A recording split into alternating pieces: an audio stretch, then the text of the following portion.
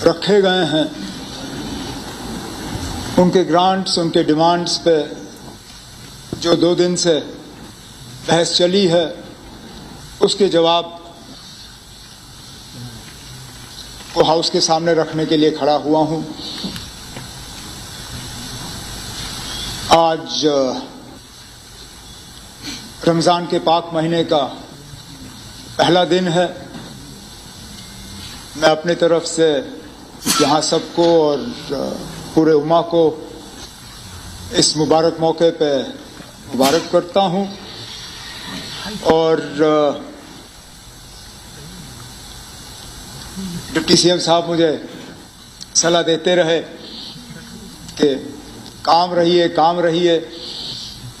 हम लोग जो रोज़ेदार हैं और पहला रोज़ा जब रखते हैं तो हम लोगों को मालूम है ना कितना मुश्किल होता है काम रहना, वो भी 3 बजे के बाद जब ब्लड शुगर गिर जाता है और ब्लड प्रेशर चढ़ जाता है। लेकिन उसके बावजूद कोशिश की जाएगी कि मैं सब्जेक्ट पे ही रहूं और कुछ ऑनरेबल मेंबरों की तरह दाएं बाएं ना जाऊं। सबसे पहले तो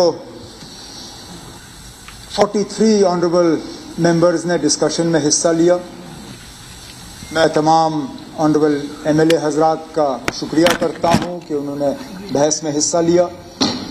इनके बात करने से हमें एक मौका मिलता है कुछ सीखने का, कुछ समझने का, कुछ गलतियों को दुरुस्त करने का। लेकिन उसके साथ साथ जहां मैं ऑनरेबल एमएलएज का शुक्रिया कर रहा हूं, वहां पे डिपार्टमेंट्स मेरे जो हैं, उनके administrative secretaries, heads of departments, अफसरान, तमाम स्टाफ, उनका भी शुक्रिया करना मैं ज़रूरी समझता हूं क्योंकि आपने खुद जैसे कहा रिकॉर्ड नंबर में कट मोशंस आए थे, 500 से ज़्यादा। एक का जवाब जो है ऑनरेबल मेंबर को मिला। ये सारा कागज़ों का ढेर जो मेरे टेबल पे है, ये सारा उनके काम का नतीजा है। मैं उन सब ग्रांट्स और कट मोशंस के हवाले से ज़्यादा बात करूंगा नहीं, क्योंकि जिन ऑनरेबल मेंबर्स ने कट मोशंस मूव किए उनको तफसीलन उन कट मोशंस के जवाब जो हैं वो मिले। लेकिन तब भी कुछ बातें यहाँ पे आई जिनके बारे में थोड़ा सा और रोशनी डालना मैं ज़रूरी समझता हूँ। एक करके डिपार्टमेंट्स के हवाले से बात कर लूँगा। शुरू करें तो चलिए जीएडी से शुरू करते हैं। जीएडी से शुरू करते हैं।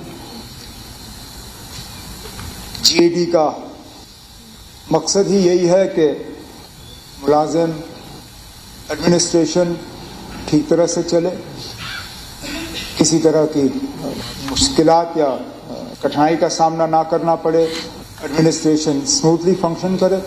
और इसमें एक बहुत बड़ा रोल जो है वो हमारे daily rated workers, daily wagers, ad hoc, जिनका लगभग हर ऑनरेबल एमएलए हाउस के इस तरफ या उस तरफ जिक्र हुआ है। मैं बात इसी पे शुरू करना चाहता हूं क्योंकि शायद अगर ऑनरेबल एमएलएज ने बाकी चीज़ों के हवाले से बात की हो या ना की हो, लेकिन हर ऑनरेबल एमएलए ने कहीं ना कहीं डेली रेटेड वर्कर्स और इन मुलाजमों के हवाले से बात की। स्पीकर साहब, मैं अगर इनके साथ और इनके जज्बात के साथ खिलवाड़ करना चाहता तो 3-3.5 साल खामोश रहता। आखिरी में 1 साल जो है इस चीज़ को मैं खींच लेता और फिर इलेक्शन से पहले कह देता ना, अब कोड लग गया है, हम कर नहीं सकते, जो कि इनके साथ पहले भी हुआ है। ये डेली रेटेड वेजर्स जो हैं, ये temporary workers, seasonal, ad hoc, ये अभी के लगे हुए नहीं हैं, लगातार पिछले 20-30-40 साल से लगते आए हैं। लेकिन हकीकत ये भी है कि कोई हुकूमत जो है इनका मसला हल नहीं कर सकी। हमने एक पॉइंट तक इसको लाया था, हुकूमत गई, तैयार करके सारा माहौल रखा गया था, पीडीपी बीजेपी के हवाले किया। उन्होंने क्या किया क्या नहीं किया वो खुद जानते हैं। आज बड़ी हमदर्दी जताते हैं इन मुलाजमों के साथ बड़े बड़े यहाँ पे अल्फाज इस्तेमाल किए जाते हैं, बड़ी बातें की जाती हैं, लेकिन ये नहीं कहते कि इन्होंने खुद क्या किया। लगभग ना होने के बराबर। इनके पास भी फिगर्स हैं, हमारे पास भी फिगर्स हैं। अगर कुछ खास किया होता तो मसला इतना बड़ा बनता नहीं। अब मसला हल हो और इस तरह से हल हो कि ना ये अदालत में फंसे, ना फाइनेंस डिपार्टमेंट में फंसे, ये हमारे लिए एक चैलेंज बना हुआ है। क्योंकि हम ये नहीं चाहते कि यहाँ से कोई पॉलिसी हम अनाउंस करें, अदालत में जाके वो फंसे और इनका काम जो है वहाँ रुक जाए। इसलिए मैंने हाउस से कहा था कि चीफ सेक्रेटरी की निगरानी में एक कमेटी हम कायम करेंगे। सही, हमने उनको 6 महीने दिया था, लेकिन 6 महीने में वो अपना काम मुकम्मल कर नहीं पाए। उन्होंने वक्त और मांगा, जो हमने कहा ठीक है आप कर लीजिए। लेकिन मैंने बजट के दौरान, पहले तो ऑनरेबल लेफ्टिनेंट गवर्नर साहब के खुतबे के डिस्कशन के दौरान और उसके बाद बजट के दौरान मैंने कहा ना, इन लोगों के रेगुलराइजेशन का सिलसिला एक लीगल फाइनेंशियली वायबल तरीके से इंशाल्लाह हम इस फाइनेंशियल ईयर में शुरू करेंगे। फिर इनको आपत्ति होती है, एतराज होता है कि आप फेज्ड मैनर में क्यों कह रहे हो। रातों रात हम कर नहीं सकते ना। जो आप लोग 3.5 साल में अपनी हुकूमत में नहीं कर सके, आपको क्या लगता है कि हम 6 महीने में कर लेंगे? और मैं इन मुलाजमों को धोखे में रखने के लिए तैयार नहीं हूं कि बस जी हमने बस एक ही कलम के दस्तखत से जो है हम आपका रेगुलराइजेशन कर लेंगे। हमने ये कहा है ना आपके जितनी भी इनकी तादाद है, 60,000, 70,000, 80,000, 1 लाख, जितना भी है, इसको हम एक टाइम टेबल के तहत वर्कआउट करके इसी साल हम शुरू करके इनका रेगुलराइजेशन का प्रोसेस जो है वो हम चला लेंगे। अब ये हमने क्या दिया है, अब आगे आगे जैसे कमेटी की रिपोर्ट आ जाती है, सारा ग्राउंड वर्क तैयार हो जाता है, ट्रांसपेरेंट तरीके से जो है ये सारी चीजें हम लोगों के सामने जो है हम रख लेंगे। फिर आती है वैकेंसीज की बात। मैं यहाँ पॉलिटिकल तकरीर करने खड़ा नहीं हुआ हूँ। स्पीकर साहब, ये सही है, हमने कहा है कि हम लोगों को नौकरी में लगाएंगे और शुरुआत भी की। क्रिएशन और अपॉइंटमेंट में फर्क है। हमने ज्यादा पोस्ट क्रिएट नहीं किए, ठीक है, हमने 600-700 क्रिएट किए होंगे, लेकिन हमने उससे कहीं गुना ज्यादा पोस्ट भरे हैं। हमने 6,000, 6,500 के आसपास जो है पोस्टें भरी हैं। और इस बार फिर मैं अपने बजट की तकरीर को दोहराता हूं, हमने कहा है कि इस साल हम लगभग 30,000 जो है पोस्ट भरने का काम करेंगे। इसके लिए नई क्रिएशन की जरूरत नहीं है, ये खाली पोस्ट हैं, हम इन खाली पोस्ट को भरने का काम करेंगे। अगर इसके साथ साथ कुछ नौजवान जो हैं आउटसोर्सिंग से भी लग जाते हैं, ये आउटसोर्सिंग हम अपने 1 लाख के नंबर से नहीं निकाल रहे हैं। मैं ये नहीं कह रहा हूं कि ना वो 1 लाख में से अब आप ये 20,000 आउटसोर्सिंग निकाल दीजिए, वो बोनस के तौर पे मान लीजिए, क्योंकि ठीक है ना हम उसको नौकरी नहीं मानते, लेकिन कम से कम कमा तो रहे हैं, कुछ तो वो ले रहे हैं। आउटसोर्सिंग ही सही, लेकिन कम से कम इज्जत की रोजी रोटी वो कमाने का उनका घर बार तो है, वो चल रहा है। तो मैं हाउस को और यहाँ ऑनरेबल एमएलएज को यकीन दिलाना चाहता हूँ कि जो भी वैकेंसीज हैं एक ट्रांसपेरेंट, एक टाइम बाउंड मैनर के तहत इनको हम एक ठीक तरीके से फिल करने का काम करेंगे, क्योंकि इससे पहले भी हमने देखा है। मैं कितने लिस्टों का जिक्र यहाँ पे करूँ स्पीकर साहब, आप भी जानते हैं, जहाँ रिक्रूटमेंट का प्रोसेस हुआ, लिस्ट जारी की गई, कोई ना कोई अदालत में गया, लिस्ट स्क्रैप हुआ और उस दिन से लेके आज तक जो है उस लिस्ट को दोबारा भरने का काम नहीं हुआ। मैं नहीं चाहता हूं कि और नौजवानों के मुस्तकबिल के साथ इस तरह खिलवाड़ हो। तो जो हमने कमिट किया हुआ है वैकेंसीज को फिल करने का, वो हम ज़रूर जो है इस साल उसमें और तेज़ी लाएंगे। इसमें जो हमें सर्विस सिलेक्शन बोर्ड और पब्लिक सर्विस कमीशन के साथ मिलकर काम करना होगा वो हम कर लेंगे। यहाँ पे स्पीकर साहब फाइनेंस डिपार्टमेंट के हवाले से कई बातें आई। हमारी इकोनॉमिक पोजीशन, फाइनेंशियल पोजीशन हम सब जानते हैं ना, इतनी ठीक है नहीं। टैक्स, नॉन टैक्स रेवेन्यू जो है वो लगभग सिर्फ 25% जो हमारा खर्चा है हम उससे कवर कर पाते हैं। मतलब ये कि 75% जो हमारा एक्सपेंडिचर है वो हमें कहीं और से, उसमें स्टेट शेयर, सेंट्रल शेयर जो हमें मिलता है उससे, और उसके बाद जो मरकज की तरफ से हमें मदद मिलती है। ये भी कोई आज की बनी हुई सिचुएशन नहीं है, विरासत में मिली है, लेकिन तब भी इसको आहिस्ता आहिस्ता दुरुस्त करने की, इससे पहले भी हुकूमत ने कोशिश की, हम भी कर रहे हैं। लेकिन मैं हाउस को धोखे में नहीं रखूंगा और ये कहूंगा आपसे कि इन 3 सालों में हम बस खुद कफील हो जाएंगे, हमारी माली हालत इतनी ठीक हो जाएगी। ठीक है, 25 से हम 30 तक भी पहुंचे, वो भी बड़ी बात होगी, लेकिन मुकम्मल हमारी कोशिश है कि जम्मू कश्मीर को हम मरकजी हुकूमत पे एक उनकी जिम्मेदारी बनती है, मजबूरी बनती है मदद करने की, उसको हम कम करें। और उस पर मैं जब मैं पावर डिपार्टमेंट पे बात कर लूँगा, मैं उस हवाले से बात करूँगा।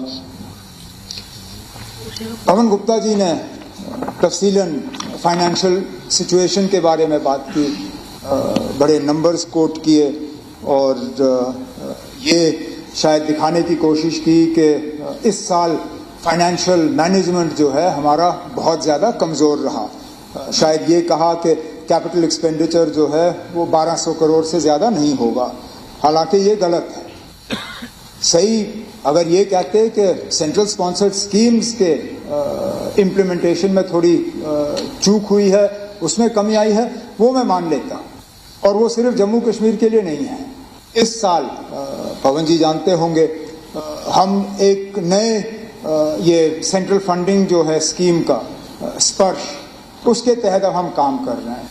पहले ये होता था, स्पीकर साहब आप मुझसे अच्छा ये जानते हैं, सेंट्रली स्पॉन्सर्ड स्कीम्स का पैसा लमसम में आपको मिल जाता था, वो आपके लिए एक फ्लोट सा बन जाता था, आप उस पैसे को अकाउंट में रख के उसको थोड़ी देर इस्तेमाल करते थे, तब जाके आप उस स्कीम को जो है फिर ग्राउंड में आप डिस्ट्रीब्यूट करते थे।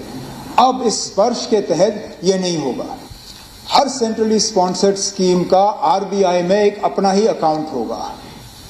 जब वो अकाउंट खुलेगा तो गवर्नमेंट ऑफ इंडिया के तरफ से वो पैसा जो है उस अकाउंट में डाला जाएगा। और यही, अब श्यामला जी यहाँ है नहीं, पिछली बार उन्होंने पूछा था ये मदर सैंक्शन क्या है। जब ये पैसा आरबीआई के हमारे उस सेंट्रली स्पॉन्सर्ड स्कीम के अकाउंट में चला जाता है, उस चीज को मदर सैंक्शन कहते हैं। मदर सैंक्शन का मतलब ये है कि ये सेंट्रली स्पॉन्सर्ड स्कीम का पैसा अब इस अकाउंट में आ गया है, लेकिन इस अकाउंट में पैसा तब तक विड्रॉ नहीं हो सकता जब तक मैचिंग यूटी शेयर हम इस अकाउंट में नहीं डालते। जब ये पैसा अकाउंट में डलता है तब ये अकाउंट एक्टिवेट होता है और ये पैसा फिर हम इस्तेमाल करना शुरू कर जाते हैं। तो जो स्कीम जब आप फाइनेंस मिनिस्टर थे, जो आपने चलाया और जो इस साल हमने शुरू किया है, इसमें जमीन आसमान का फर्क है। एक तो इसमें फाइनेंशियल फ्लेक्सिबिलिटी हमारी थोड़ी कम हो गई है, लेकिन उसके साथ साथ जब तक हम मैचिंग शेयर अपना नहीं देते तब तक मरकजी स्कीम का जो है पैसा रिलीज नहीं होता। इसका खमियाजा फिलहाल लगभग हर रियासत और यूटी ने भुगता है। हर रियासत और यूटी, इसमें जम्मू कश्मीर भी शामिल है, कहीं ना कहीं सेंट्रली स्पॉन्सर्ड स्कीम्स की इम्प्लीमेंटेशन में इस साल थोड़ी कमी आई है, लेकिन हमने स्कीम को अब ठीक तरह से समझा हुआ है। उम्मीद की जाती है कि अगले साल जो है सेंट्रली स्पॉन्सर्ड स्कीम्स की इम्प्लीमेंटेशन में कोई कमी नहीं होगी। लेकिन उसके साथ साथ चलिए, अगर सीएसएस में कमी आई है, डिस्ट्रिक्ट कैपेक्स में बहुत बढ़ोतरी आई है थैंक्स टू सास्की।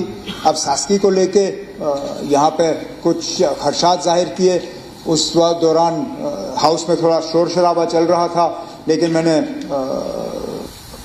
शायद ऑनरेबल मेंबर्स ने सुना नहीं होगा, लेकिन मैंने ये आपको साबित करके दिया कि सास्की से बेहतर कोई स्कीम ऐसा नहीं है जिसके तहत आप जम्मू कश्मीर में पैसा ला सको। 50 साल इंटरेस्ट फ्री लोन का मतलब ये हुआ कि ये लगभग ना होने के बराबर है। मैंने उस वक्त शोर शराबे में आपसे ये भी कहा कि 3000 करोड़ का अगर आज हम लोन लें, 50 साल के बाद जब हमें इसको फिल करना होगा, वो 3000 करोड़ 100 करोड़ के बराबर भी नहीं होगा स्पीकर साहब। अगर मुझे याद होगा, exact number is 97 crore. 3000 crores today will be the equivalent of 97 crores 50 years from now. अब मुझे बताइए ना, अब ये अक्लमंदी नहीं है कि हम जितना पैसा ले सके हमें लेना चाहिए, क्योंकि इसी पैसे से जो है ग्राउंड लेवल पे हम डेवलपमेंट कर पाएंगे।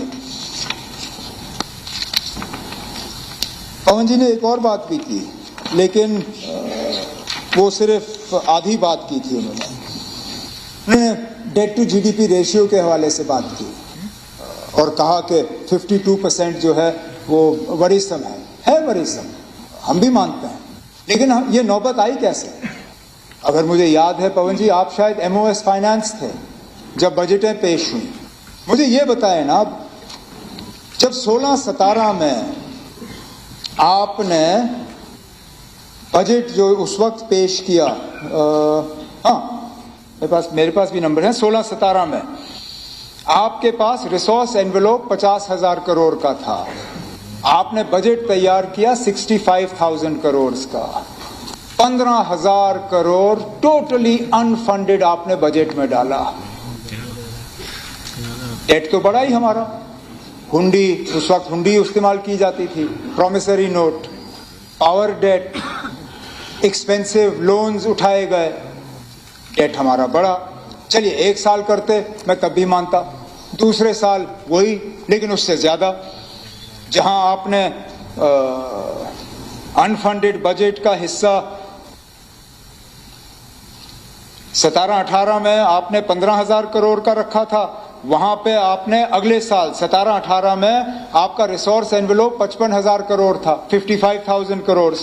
आपने बजट बनाया 79,000 करोड़ का। अनफंडेड कितना था? वो अनफंडेड भी हुंडीज, off budget borrowing, power debt, आहिस्ता आहिस्ता। अब LOP साहब ने कहा हमारे पास कोई विजन नहीं।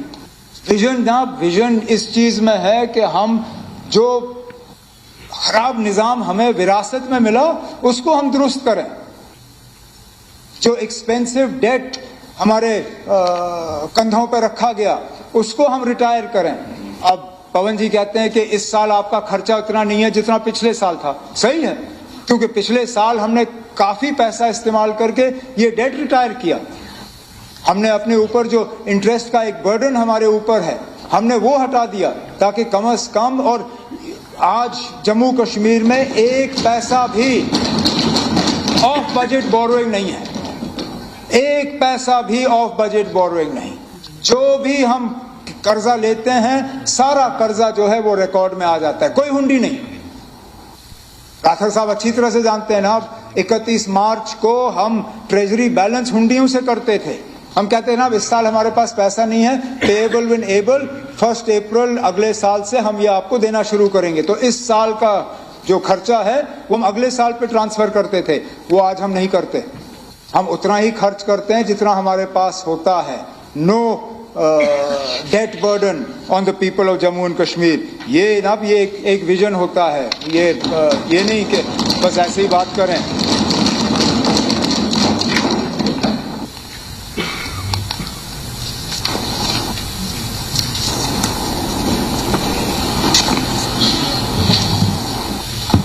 मुलाजमों के बेनिफिट्स के हवाले से यहाँ बात आई, और ये सही है स्पीकर साहब, हम खुद शर्मिंदा होते हैं कि मुलाजिम जब रिटायर होता है तो फौरी तौर उनको अपने बेनिफिट्स या उनका जो हक है पैसे का वो उनको नहीं मिलता। लेकिन ऐसा भी नहीं है कि किसी को नहीं मिल रहा है। ये सही है कि बीच बीच में जब ट्रेजरी पे थोड़ा सा दबाव बना रहता है, थोड़ी सी रिसोर्स की दिक्कत हो जाती है तो थोड़ा सा डिले हो जाता है।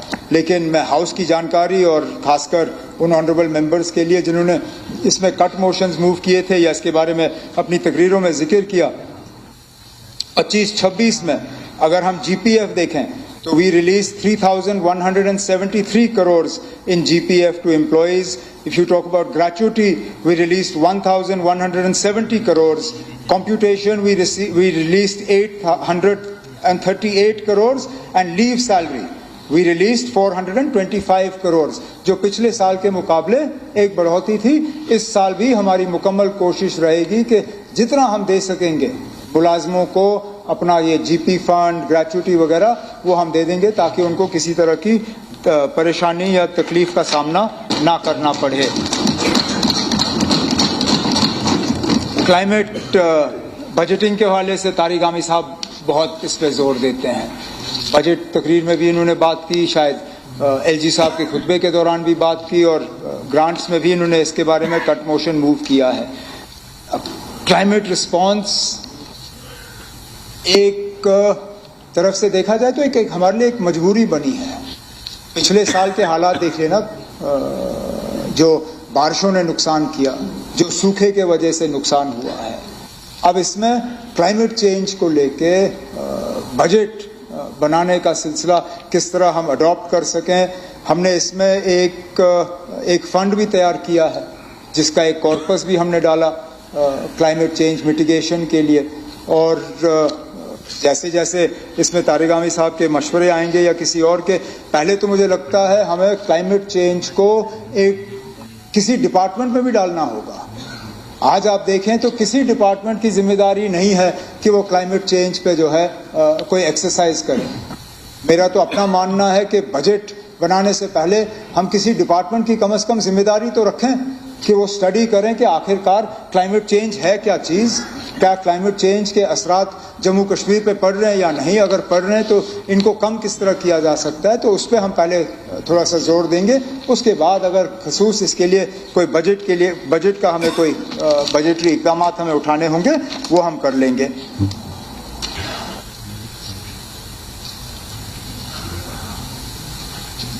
स्पीकर साहब, टूरिज्म जम्मू कश्मीर के लिए एक बहुत अहम एक शोबा है, एक एरिया है, एक फील्ड है।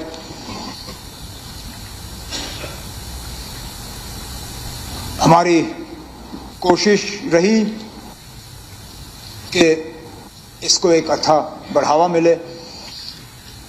हकीकत यह है कि जब पिछले साल बजट पे बात हो रही थी, ग्रांट्स पे बात हो रही थी, हमें अंदाज़ा नहीं था कि इतना मुश्किल का हमें सामना करना पड़ेगा। किस तरह कतरा कतरा हमने दोबारा टूरिज्म इंडस्ट्री को खड़ा किया वो मैं जानता हूँ। किस तरह हमने एक एक जगह जाके मिन्नत समाजियत करके दोबारा टूरिज्म का सिलसिला शुरू किया, वो मुझसे पूछिए, मुझसे नहीं, आप टूरिज्म इंडस्ट्री वालों से पूछिए। टूरिज्म इंडस्ट्री वालों से अगर आप बात करें तो आम तौर पे वो आपको कहेंगे कि पहलगाम के उस अफसोसनाक वाक़े के बाद उनको लग रहा था कि अगले 2-3 साल के लिए जम्मू कश्मीर की तरफ कोई आंख उठा के भी नहीं देखेगा टूरिज्म के लिहाज से। आज गुलमर्ग जाइए ना, होटल भरे हुए हैं। सोनमर्ग जाइए, होटल भरे हुए हैं। श्रीनगर में 30-40% जो है टूरिज्म आपका चल रहा है। अब अगर इसके बाद भी एलओपी साहब को लगता है कि टूरिज्म रिवाइवल के लिए घूमने के अलावा हमने कुछ नहीं किया, तो मैं क्या कर सकता हूं ना। और इस चीज के बावजूद कि आधे से ज्यादा हमारे डेस्टिनेशंस बंद थे। अब ये देख लीजिए स्पीकर साहब, हमने टूरिज्म को तब रिवाइव किया जब हमें लोगों को मजबूरन कहना पड़ता था कि आप कश्मीर आ सकते हो लेकिन दौद पथरी नहीं जा सकते हो, आप कश्मीर आ सकते हो लेकिन यूसमर्ग नहीं जा सकते हो। यहां तक कि आप हैरान होंगे स्पीकर साहब सुन के, हमें टूरिस्टों को कहना पड़ता था कि आप गंडोला से ऊपर जा सकते हो लेकिन दाएं साइड पे जहां वो ढाबे हैं उन ढाबों से आगे आप नहीं जा सकते हो। इसके बावजूद हमने टूरिज्म को आहिस्ता आहिस्ता जिंदा किया। अब मरकजी हुकूमत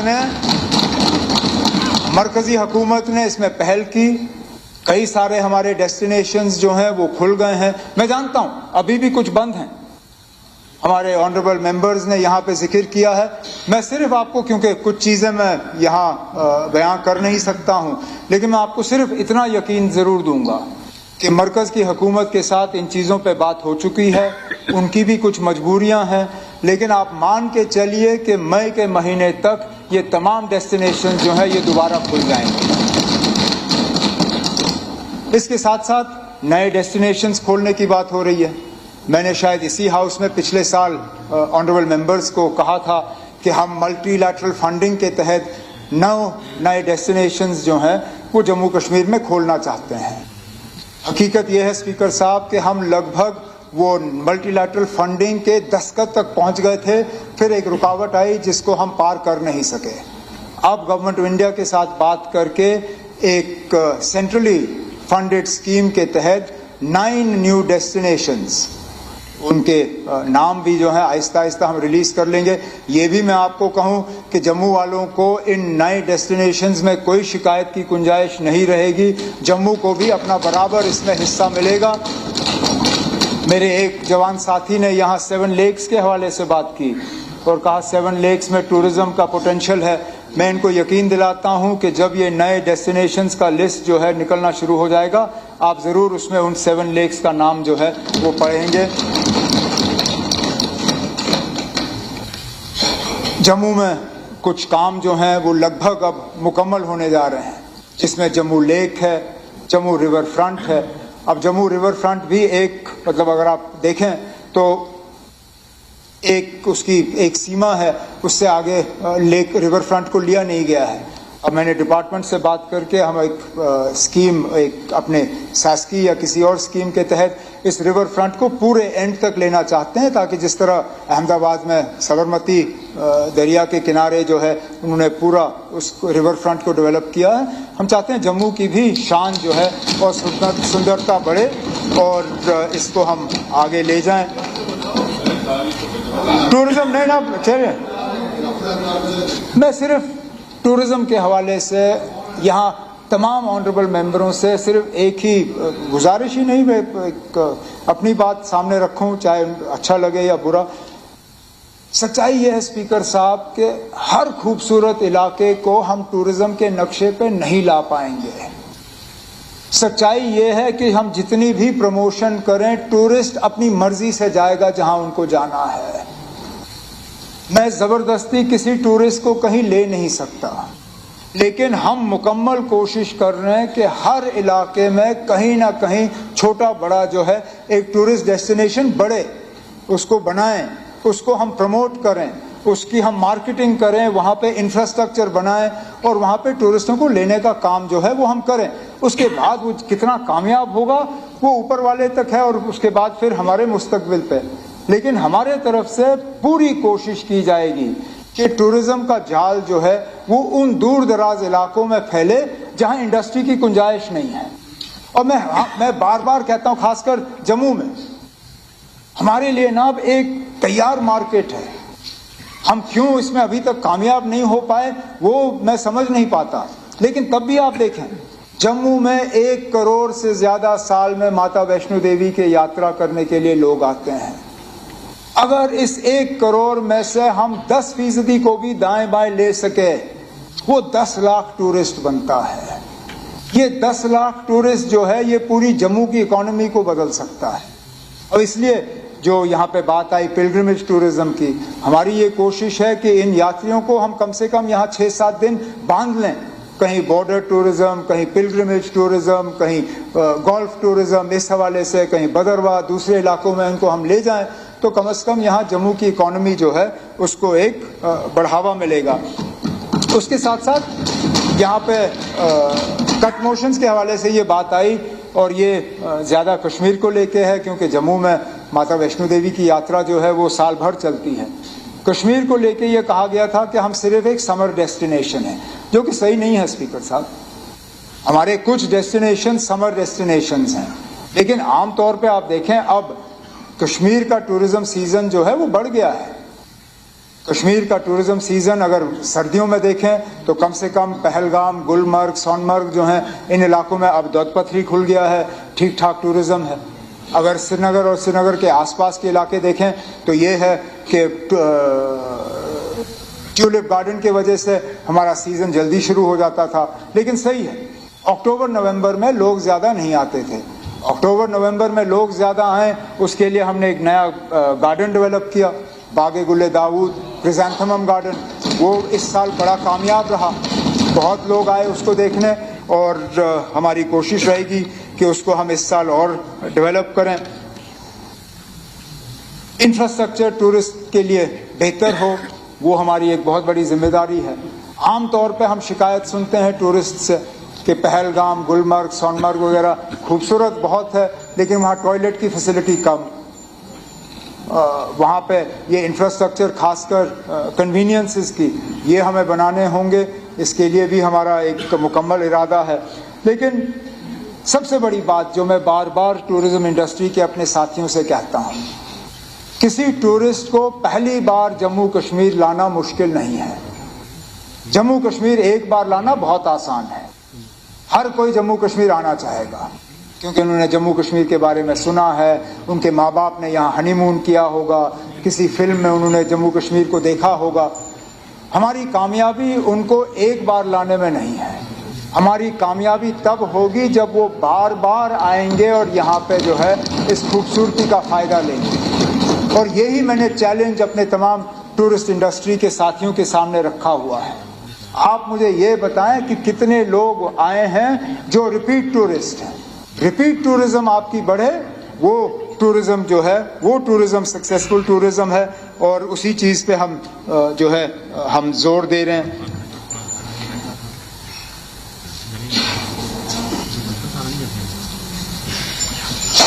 तो यार घंटी बंद कर दो यार प्लीज। चलो, बिजली का महकमा हमारे लिए एक चैलेंज और एक अपॉर्चुनिटी। चैलेंज इस लिहाज से कि अभी भी पावर जितना हम कंज्यूम करते हैं उतना हम जनरेट नहीं करते, जितना हम कंज्यूम करते हैं इस्तेमाल करते हैं उतना हम रेवेन्यू रियलाइज नहीं करते। लेकिन एक मौका है, एक अपॉर्चुनिटी है कि जो जम्मू कश्मीर में पावर पोटेंशियल है उसको हम ठीक तरह से रियलाइज कर सकें तो हमें कहीं पे भी मरकज़ के पैसों की ज़रूरत नहीं पड़ेगी। जो 18,000 मेगावाट की पोटेंशियल जम्मू कश्मीर में है उसमें से फ़िलहाल हमने सिर्फ 3 या 3,500 मेगावाट जो है उसको डेवलप किया है, उसको हम रियलाइज़ कर रहे हैं। हमारा पूरा इरादा है कि आने वाले 2-3 सालों में 3-3,500 मेगावाट जो है वो और होगा। तो लगभग 7,000 मेगावाट जो है जम्मू कश्मीर में बिजली की पैदावार जो है वो अगले 2-3 सालों में हम कंप्लीट कर देंगे। लेकिन फिर बचता वो 11,000 है। उस 11,000 के लिए भी मैं हाउस को अब बताना चाहता हूँ कि गवर्नमेंट ऑफ इंडिया के साथ बैठ के इन तमाम 11,000 मेगावाट्स के DPRs और प्रोजेक्ट प्रपोजल्स जो हैं हम तैयार करेंगे ताकि आने वाले 10-15 साल में यह 11,000 मेगावाट भी जनरेट हो तो जम्मू कश्मीर जो है वो पूरी इंडिया को यहाँ से पावर सप्लाई करे, और वो भी गर्मियों के उन महीनों में जब उनको सबसे ज़्यादा इस बिजली की ज़रूरत होगी। लेकिन तब तक हमें बाकी निज़ाम ठीक करना होगा। जनरेशन के हिसाब से जनरेशन की कैपेसिटी हमें बढ़ानी है, डिस्ट्रीब्यूशन का निज़ाम हमें ठीक करना होगा। यहाँ तमाम ऑनरेबल मेंबर्स ने RDSS के हवाले से बात की और कहा कि इसमें एक बेहतरी लाने की ज़रूरत है। सच्चाई ये है कि कुछ ज़िलों ने RDSS की इम्प्लीमेंटेशन में अच्छा काम किया है, कुछों में थोड़ी सी एक लचक आई है, थोड़ी सी कमज़ोरी रही है। अब मैं इसमें जाना नहीं चाहता हूं कि कौन से PSU वाले संभाल रहे हैं और कौन सा हम खुद संभाल रहे हैं, लेकिन हकीकत यह है कि कुछ जगहों पे इसके इम्प्लीमेंटेशन में थोड़ा सा वक्त लगा है, लेकिन तब भी इसको मैं बराबर मॉनिटर करता रहा हूं और मैं हाउस को अश्योर करता हूं कि RDSS की स्कीम को जो है हम पूरी तरह से इम्प्लीमेंट करके यहाँ पावर का इंफ्रास्ट्रक्चर डिस्ट्रीब्यूशन का जो है उसको ठीक कर लेंगे। इसके साथ साथ फिर रेवेन्यू की बात आ जाती है, और मैं हमेशा कहता हूँ स्पीकर साहब, जितना आप बिजली इस्तेमाल करते हो उस बिजली का आप पैसा दे दीजिए। जहाँ आप नहीं दे सकते हो वहाँ हुकूमत आपकी मदद करेगी, जैसे हमने किया हुआ है। सबसे गरीब तबके के लिए जो 200 यूनिट हमने थ्रू PM मुफ्त सूर्य घर बिजली योजना वगैरह जो हम स्कीम ला रहे हैं उसके तहत हम कर लेंगे। लेकिन उसके साथ साथ ये भी है कि अब हमारी एक बहुत बड़ी प्रॉब्लम ये है कि काफ़ी सारा इलाका हमारा अनमीटर्ड है, और जब आप अनमीटर्ड में जाएं स्पीकर साहब तो आप ये देखेंगे कि जो लोग अग्रीमेंट करते हैं उस अग्रीमेंट के तहत जो वो अपना लोड दिखाते हैं उस लोड में स्पीकर साहब आपका एक हीटर भी नहीं चलेगा, एक हीटर भी नहीं। लगभग अग्रीमेंट होम्स में लगभग 60% घर ऐसे हैं जिनका डिक्लेयर्ड लोड सिर्फ इतना है कि हीटर भी ना चले। अब मुझे बताएं स्पीकर साहब, ये मुमकिन है कि जम्मू कश्मीर जैसी जगह जहां सर्दियों में इतनी ठंड होती है, आपके लाखों में घर ऐसे होंगे जिनमें हीटर नहीं चलेगा? तो कहीं ना कहीं डिक्लेयर्ड लोड और असली लोड में फर्क है, और इसमें कहां पे डिपार्टमेंट की मिली भगत है उसमें भी हमें जाना होगा, क्योंकि बिना डिपार्टमेंट की मिली भगत के ये हो नहीं सकता। तो इसमें एक ट्रांसपेरेंसी लाने की हम कोशिश कर रहे हैं, ताकि जैसे मैं कहता हूँ मीटर लगे, उसके बाद जितना आपने इस्तेमाल करना आप करिए, जहां आपकी हिम्मत नहीं होगी या ताकत नहीं होगी उधर हुकूमत है आपके लिए मदद करने के लिए, और हम इसमें पीछे नहीं हटेंगे। तारिगामी साहब ने डिस्कॉम्स के प्राइवेटाइजेशन के हवाले से बात की। मुझे याद नहीं है किस ऑनरेबल मेंबर ने कट मोशन के तहत भी ये सवाल पूछा था। मैं तारिगामी साहब आपको और पूरे हाउस को यकीन दिलाना चाहता हूं कि हमारा कोई इरादा नहीं है पावर डिस्ट्रीब्यूशन कंपनीज को प्राइवेटाइज करने का। अभी वो सूरत ही नहीं है ना, अभी कॉर्पोरेटाइज किए हुए हफ्ता नहीं हुआ, इनको प्राइवेटाइज करने का तो अभी सवाल ही पैदा नहीं होता। इनके हमें अकाउंटिंग ठीक करनी होगी, इनका बजटिंग ठीक करना होगा, इनका ग्रांट इन एड हमें बढ़ाना होगा ताकि इनकी माली हालत ठीक हो, वो हम कर लेंगे। प्राइवेटाइजेशन के बारे में आपको यकीन दिलाता हूं हमने जरा सा भी इसके बारे में सोचा नहीं है। स्पीकर साहब, 2-3 और अहम डिपार्टमेंट्स हैं, मैं थोड़ा सा उनको टच कर लूंगा। हाउसिंग के हवाले से हम में से कोई ऐसा नहीं है जो ये कहेगा कि एंक्रोचमेंट्स जो हैं उनके खिलाफ कार्रवाई नहीं होनी चाहिए, लेकिन बिल्कुल सही कहा श्यामलाल शर्मा जी, हाउस में है नहीं। उनका जो सुझाव, जो मशवरा रहा, मुझे लगता है डिपार्टमेंट को उसी पे अमल करना चाहिए। उन्होंने सही कहा आप निचले सतह से शुरू मत करो। बुलडोजर जब गरीब के खिलाफ चलता है, अमीर जो है वो बच जाता है। आपने अगर बुलडोजर चलाना है तो सबसे पहले अमीर के खिलाफ चलाओ, फिर गरीब के खिलाफ चलाओ। तो मैं हाउस को अश्योर करता हूं, जहां हमें एंक्रोचमेंट्स के खिलाफ कार्रवाई करनी होगी, पहले उन बिग फिश, उन बिग शार्क्स, उन लैंड ग्रैबर्स के खिलाफ हम करेंगे जो किसी न किसी सियासी पार्टी में घुस जाते हैं, जो किसी न किसी सियासी लीडर के पीछे छुप जाते हैं, जो और हथकंडे इस्तेमाल करते हैं। पहले हम उनके खिलाफ करेंगे, उनके खिलाफ करने के बाद फिर अगर जरूरत पड़े तो कहीं और, लेकिन ऐसा नहीं होगा कि हम गरीबों से शुरू करेंगे। ये मैं हाउस को अश्योर करना चाहता हूं। इसी के साथ साथ सॉलिड वेस्ट मैनेजमेंट के हवाले से यहाँ कुछ अच्छी बातें आई। एक ऑनरेबल एमएलए तनवीर सादिक साहब ने लेगेसी वेस्ट के हवाले से बात की और कहा कि इसको हम सीमेंट इंडस्ट्री में इस्तेमाल कर सकते हैं। लेगेसी वेस्ट सिर्फ श्रीनगर का मसला नहीं है, यहाँ हर जम्मू के शहर में भी लेगेसी वेस्ट का एक बहुत बड़ा एक इशू है। तो अगर मैं अब डिपार्टमेंट से बात करके इसमें हम कोई ना कोई कोशिश करेंगे, अगर ये चला तो मुझे लगता है इससे लेगेसी वेस्ट को डील करने में हमें बड़ा फायदा होगा। नए कॉलोनीज और हाउसिंग प्रोजेक्ट्स जो हैं इनको डेवलप करना बहुत ज़रूरी है, और अब वक्त आ गया है स्पीकर साहब, हमें वर्टिकली ये करना होगा। ज़मीन हमारे पास कम है, हम जितना ज़्यादा अपनी ज़मीन जो है वो इस्तेमाल कर सकें हम करेंगे। मेरा पूरा इरादा है कि इसी साल 2-3 बड़े हाउसिंग प्रोजेक्ट्स जो हैं वो हम जम्मू में भी और श्रीनगर में शुरू करेंगे। इनमें इकोनॉमिकली वीकर सेक्शंस EWS के लिए भी खास जो है ख्याल रखा जाएगा, ताकि गरीब लोग जो हैं वो भी मकान हासिल कर सकेंगे। कुछ PMAY अर्बन के मुतल्लिक कुछ इसमें मशवरे आए थे, उनको भी हमने कंसिडरेशन में लिया है और उन पे हम अमल करेंगे। स्पीकर साहब, रेवेन्यू के हवाले से ज़्यादा तो कुछ बातें आई नहीं, 2 चीज़ें हैं। एक तो मिनी सेक्रेटेरिएट्स के हवाले से बहुत ऑनरेबल मेंबर्स ने यहाँ पे बात की। मैंने इससे पहले भी एक मीटिंग के दौरान और उसके बाद शायद हाउस में भी ये कहा कि पहले हमारी कोशिश, न सिर्फ कोशिश है बल्कि फैसला है कि जो हमारे ऑन गोइंग मिनी सेक्रेटेरिएट्स हैं जो किसी वजूहात के बुनियाद पे रोक दिए गए थे, हम फौरी तौर उनको कंप्लीट कर रहे हैं, चाहे वो मेंढर हो, चाहे टंगमर्ग हो, श्रीनगर में भी हैं, कई सारी जगहों पे ये मिनी सेक्रेटेरिएट, पुंछ में भी है, यहाँ पे भी हैं। तो जहाँ जहाँ हमारे ऑनगोइंग इनकम्प्लीट मिनी सेक्रेटेरिएट्स हैं उनको हम कंप्लीट कर लेंगे। उसके बाद ना फिर ऑनरेबल एमएलएज के साथ बैठ के इनके साथ मशवरा करके नए मिनी सेक्रेटेरिएट्स जो हैं हम कायम करने की बात करेंगे, ताकि एक अच्छा सा एडमिनिस्ट्रेटिव स्ट्रक्चर जो है वो हम बना सकें।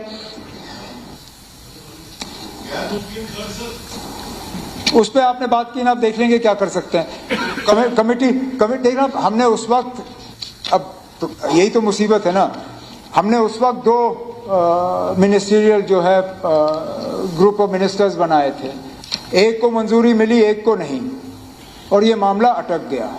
अब हम दोनों चीज़ों पे जो है पेशरफ्त करने में हाउस को यकीन दिलाता हूं कि इस साल this financial year we will resolve both the issue of leases and the issue of गैर मुमकिन खर्च, ये दोनों हम कर लेंगे।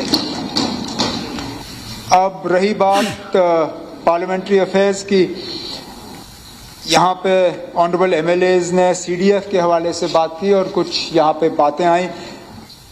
मैं सिर्फ ऑनरेबल एमएलएज को यही अश्योर करना चाहता हूँ कि आपने देखा ना, पिछले साल भी हमने आपके मशवरे के मुताबिक इस स्कीम में बहुत सी चेंजेस लाई, बहुत से ऐसी चीज़ें हमने इसमें इंक्लूड की जो पहले नहीं थे। अब आज मशवरा आया है कि इसमें जो कैंसर सफरर्स हैं और मेडिकल है जो है उसमें हमें करना होगा। मैं सिर्फ आपको ये अश्योर करता हूँ कि इसमें, क्योंकि मैं बिना इसमें एक्सरसाइज किए यहाँ कुछ कहना नहीं चाहता हूँ, मैं सिर्फ आपको अश्योर करता हूँ कि फाइनेंस डिपार्टमेंट के साथ बैठ के हम इसमें एक खाका खींच के एक ऑर्डर के तहत आपको इसके बारे में बता देंगे, लेकिन इंशाल्लाह ये हो जाएगा। यहाँ सैलरी मैं उसी पे आ रहा हूँ, देखिए ना, अब हालांकि इसमें कोई गलतफहमी होनी नहीं चाहिए।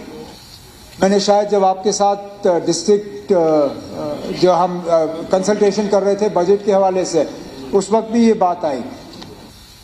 मैंने आपसे उस वक्त कहा था और मैं इस चीज़ को यहाँ दोहराता हूँ, ये पैसा आपका है, ये सेविंग्स भी आपके हैं, ये सेविंग्स ट्रेजरी में वापस नहीं जाएंगे, ये आपके पास आएंगे। अब अगर इसके लिए हमें कोई स्पेशल ऑर्डर निकालना पड़ेगा ताकि इसमें क्लैरिटी हो, मैं अभी फाइनेंस डिपार्टमेंट से कह के ये ऑर्डर तैयार करवा लूँगा ताकि किसी तरह की कोई कंफ्यूजन ना रहे। जितना पैसा है वो आपका है, जितना आप बचाते हो आप कहीं और इस्तेमाल करिए, जैसे आपने इस्तेमाल करना आप करिए, क्योंकि यह आप लोगों के साथ एक बहुत बड़ी नाइंसाफ़ी होती है कि अगर आप कहीं 10 लाख का काम देते हो, 7 लाख उस पर खर्च हो जाता है और 3 लाख जो बच जाता है वो मैं अपने जेब में रख लूँ, वो तो आपके साथ नाइंसाफ़ी है। तो इसलिए मैं हाउस को अश्योर करता हूँ, savings are yours, you use the savings as you like, we will not interfere. अभी सवाल नहीं आप वो थोड़ा सा एक मसला है, वो उसमें मैं देख लूँगा। वो फिलहाल मैं हाउस को अश्योर कर नहीं सकता हूँ। ये 3 लाख वाला मैं जानता हूँ, जितना आप इस पे जोर दे रहे हो उतना मेरे साथी भी दे रहे हैं, लेकिन फिलहाल मैं कर नहीं सका। आगे जाके जब कर लूँगा तो फिर उसके बाद बारे में हाउस को इन्फॉर्म कर लूँगा। रही बात सैलरीज की, सैलरी में भी कमेटी ने अपना काम किया था, लेकिन सच्चाई ये है कि जितना कमेटी ने मांगा और जितना फाइनेंस ने माना, दोनों में फ़र्क बहुत ज़्यादा है, और इसलिए मैं उन फाइनेंस की बात को मैं मानने के लिए तैयार नहीं था। एक ही फाइल फ़िलहाल मेरे अपने इनबॉक्स में है। एलओपी साहब ने ये कहा कि काम बहुत ज़्यादा है, मैं पता नहीं मैनेज कैसे कर पाता हूँ। एलओपी साहब, मेरे फाइलों का आप देख लीजिए मूवमेंट कितना है। एक फाइल पेंडिंग है मेरे इनबॉक्स में, वो आपकी सैलरी का फाइल है, और मैंने इसलिए एक्सेप्ट नहीं किया क्योंकि जो फाइनेंस डिपार्टमेंट का प्रपोजल था वो कुछ मुझे कम लगा, उसको थोड़ा सा और बढ़ाने की ज़रूरत है, वो मैं बढ़ा के फिर यहाँ पे बता दूंगा। बाकी स्पीकर साहब हाँ, डिज़ास्टर मैनेजमेंट रिलीफ के हवाले से, खासकर कश्मीरी पंडितों के और जो हमारे माइग्रेंट्स हैं उनके बारे में यहाँ पे बात आई। सारे ना जितने भी माइग्रेशन किए हुए हैं जिनको गवर्नमेंट की तरफ से रिलीफ मिलता है, मैं सिर्फ हाउस को अश्योर करता हूँ कि हमारी जिम्मेदारी है कि उनकी हम देखभाल करें, उनके अरेंजमेंट्स हम ठीक करें, चाहे वो जगती का माइग्रेंट कैंप है उसकी मरम्मत ठीक तरह से हो, उसका देखभाल ठीक तरह से हो। उसी के साथ साथ जो ट्रांजिट अकोमोडेशन बना हुआ है उसको ठीक तरह से रखा जाए। जो ट्रांजिट अकोमोडेशन बन रहा है उसको हम जल्दी से कंप्लीट करके उनके हवाले करें, वो हम कर लेंगे। आखिर में स्पीकर साहब जो डिपार्टमेंट्स रह गए, हाँ सॉरी, लास्ट में इंफॉर्मेशन के हवाले से यहाँ पे बात आई। मैं तो खुद मानता हूँ आपके प्रेस जो है वो जमहूरियत का एक बहुत बड़ा हिस्सा है, लेकिन एक अजीब सी सूरत हाल है कि एडवर्टाइजिंग जो उनको दी जा रही है वो किस बुनियाद पे दी जा रही है, वो अभी तक वो फॉर्मूला मुझे खुद समझ नहीं आया है। समझने की कोशिश कर रहा हूं, लेकिन इसमें एक लैक ऑफ ट्रांसपेरेंसी है। अब जिन अखबारों का नाम ऑनरेबल एमएलए तनवीर सादिक साहब ने लिया, मैं हैरान हूं ना कि ये अखबार हैं कहां, इनकी कॉपी छपती कहां है? क्योंकि मेरे घर में तो डिपार्टमेंट की तरफ से बहुत से अखबार भेजे जाते हैं, इन अखबारों को मैंने कभी देखा ही नहीं है। तो इनको पढ़ता कौन है? पढ़ने के बाद इनको इश्तिहार क्यों मिलते हैं? कौन डिसाइड करता है? लेकिन हो जाता है। अब हमारी कोशिश रहेगी कि इस प्रोसेस को रैशनलाइज किया जाए, सर्कुलेशन जो है वो बेसिस बने, रीडरशिप बेसिस बने, रीच बेसिस बने, इसी तरह चैनल्स की। मैं मीडिया सेंसरशिप पे नहीं हूं, मैंने कभी मीडिया को सेंसर करने की कोशिश नहीं की है। मैंने कभी किसी चैनल को फोन उठा के ये नहीं कहा कि आपने मेरे बारे में ये आर्टिकल क्यों बोला, या किसी अखबार को ये नहीं कहा कि आपने मेरे बारे में ये लिखा क्यों। मैंने हमेशा कहा जो करना करो, बाकी देखी जाएगी। तो मैं उन लोगों में से नहीं हूं जो एडवर्टाइजिंग को एक प्रेशर पॉइंट की तरफ से इस्तेमाल करे। मैं ये भी जानता हूं यहाँ एडवर्टाइजिंग को ही अपनी स्टोरीज छपाने के लिए एक प्रेशर के तौर पे इस्तेमाल किया जाता है। मैं उनमें से नहीं हूँ स्पीकर साहब, मैंने कभी एडवर्टाइजिंग या इन चीज़ों को इस्तेमाल नहीं किया, आगे भी नहीं करूँगा। लेकिन मैं सिर्फ हाउस को श्योर करता हूँ कि एक ट्रांसपेरेंट तरीके से members of the press fraternity के साथ मिलके इसका हम कोई हल निकाल लेंगे, ताकि सही अखबार को जो है अपना इश्तिहार मिले। बाकी जो डिपार्टमेंट्स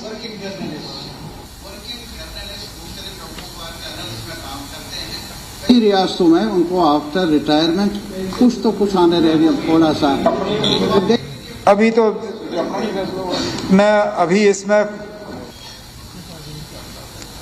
मैं इसमें कोई बात कर नहीं सकता, क्योंकि इसके इम्प्लीकेशंस क्या होंगे, तादाद कितनी है।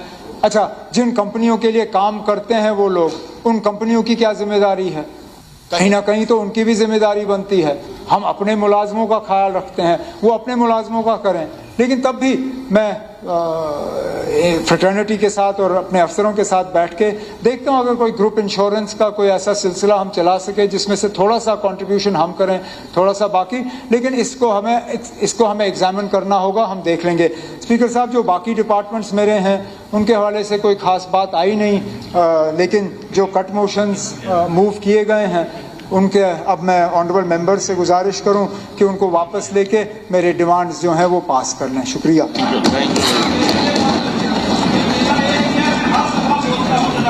जो लोगों के साथ नाइंसाफी है कि हमारा एसडीएम का और मुनसिफ कोर्ट और नास में 2 तहसीलों में नहीं है, इसके लिए मैं आपसे दरख्वास्त करूंगा कि इसका फैसला जरूर करिए। चलिए, अच्छी बात। अच्छा, अब कट मोशंस के सिलसिले में मुतल्लिका मेंबरान से जिन्होंने कट मोशंस दे दी है